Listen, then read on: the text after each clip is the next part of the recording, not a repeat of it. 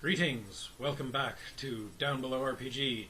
I'm Ian. I'm Steve. And Steve is going to tell us what is the mysterious first new campaign style today. Yep, so we've got 6 of these to go, and I'm going to do my best to keep the descriptions of these starting with a snappy one-word title. The first one is going to be called Enforcer. The idea of the Enforcer campaign is one that is not directly and necessarily one that you normally associate the name with.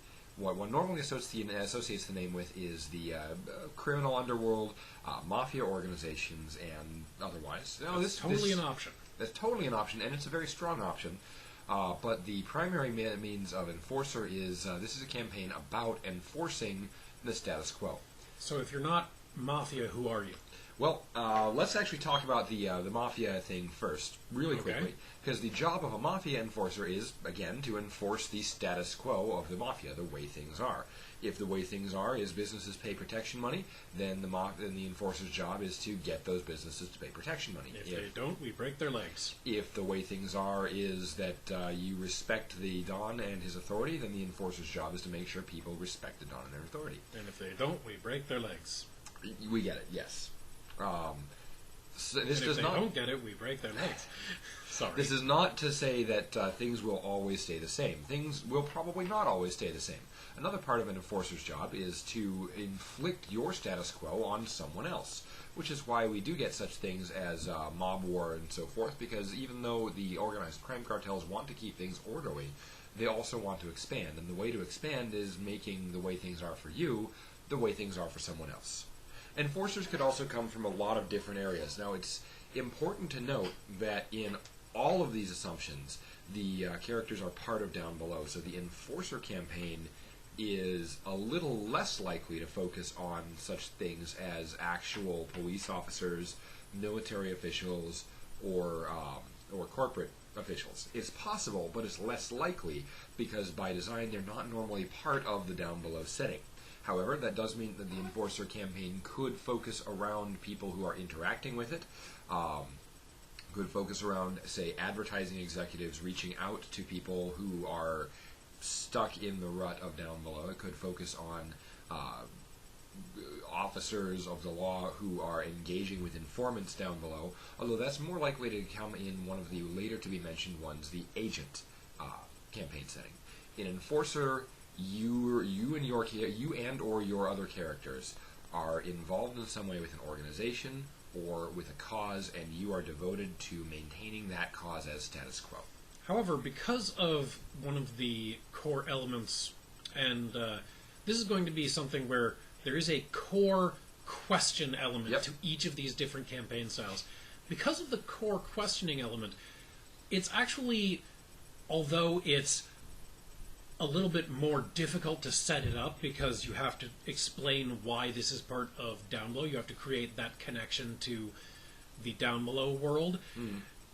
It is actually far from impossible to have a corporate security team or other official group in this style of game. So tell us about that core questioning element for this campaign style. The core question, because no matter what you are doing, in the Downbelow world, a game of people just doing what it is they do gets boring very quickly.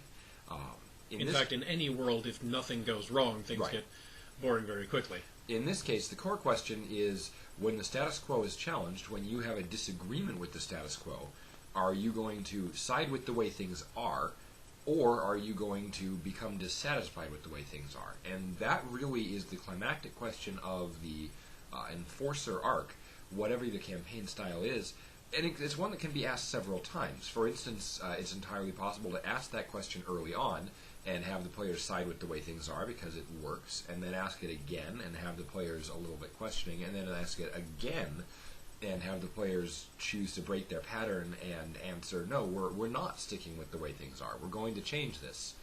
And that core question is often the reason that people in this characters in this style of game end up Downbelow, because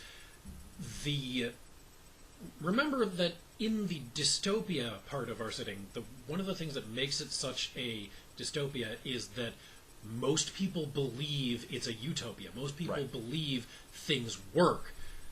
And so most people aren't usually confronted with the way things don't work. Yeah.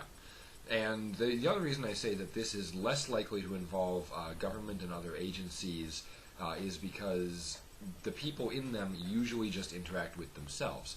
If the end goal is to get the characters into the Downbelow society, then that's definitely a way for it to work. If the goal is to start with the characters in the Downbelow society, it is far less likely that you're going to be starting a corporate-based enforcers campaign with that goal. So, to recap, the enforcers is a question of status quo. You are generally someone who is an outgoing enforcer who is protecting the status quo, protecting the way things are, the way things work, whether that be a family, a group of friends, an organized crime cartel, or something else. And the big question, the big climactic question of the enforcer campaign is it time to side with the status quo, or is it time to move on past the status quo and change things? And that'll lead us to the next one. But first, next time, Ian is going to have some thoughts on prepping your system for an enforcer's campaign. How to enforce the status quo, or not, next time.